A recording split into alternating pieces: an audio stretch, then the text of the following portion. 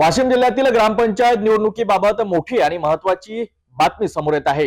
जिल्ह्यातील तब्बल 163 ग्रामपंचायतीच्या निवडणुकीवर सध्या टांगती तलवार आहे। जिल्हा परिषद आणि पंचायत समिती निवडणुका प्रलंबित असल्यामुळे प्रशासनाची यंत्रणा तिथेच अडकली असून याचा थेट परिणाम ग्रामपंचायत निवडणुकीवर होताना दिसत आहे।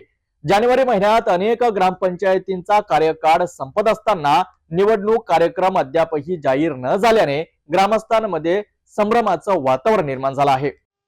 वाशिम जिल्ह्यातील ग्रामपंचायत निवडणुकांबाबत सध्या अनिश्चिततेचे वातावरण आहे। जिल्हा परिषद आणि पंचायत समिती निवडणुका अद्याप प्रलंबित असल्याने प्रशासनाची संपूर्ण यंत्रणा त्या प्रक्रियेत गुंतलेली आहे।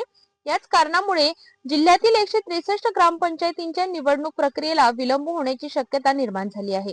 जिल्ह्यातील बहुतांश ग्रामपंचायतींचा कार्यकाळ जानेवारी महिन्यात संपत असून निवडणूक आयोगाकडून अद्याप कोणतीही अनधिकृत निवडणूक कार्यक्रम जाहीर करण्यात आलेला नाही। निवडणुका वेळेत न झाल्यास संबंधित ग्रामपंचायतींवर प्रशासक नेमण्याचा पर्याय प्रशासनासमोर खुला राहणार आहे। त्यामुळे लोकनियुक्त प्रतिनिधींऐवजी प्रशासकीय कारभार सुरू होण्याची शक्यता असून यावर ग्रामस्थांमध्ये नाराजी व्यक्त केली जात आहे।